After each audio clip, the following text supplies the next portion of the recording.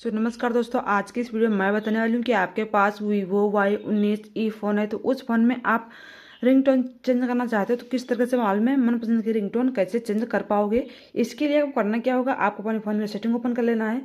उसके बाद यहाँ पर आप नीचे की तरफ आएंगे, यहाँ पर एक ऑप्शन रहेगा साउंड एंड वाइब्रेशन का, तो इस पर क्लिक कर देना है। उसके बाद यहाँ पर आपको थोड़ा सा नीचे आएंगे, यहाँ पर एक ऑप्शन लगा फ़ोन रिंगटोन, तो इस पर आपको क्लिक कर देना है। उसके बाद यहाँ पर देखिए आपके फ़ोन में बहुत सारी रिंगटोन दिख जाएंगी, तो जो रिंगटोन आपको पसंद है इस पर इस तरीके से क्लिक कर देना है।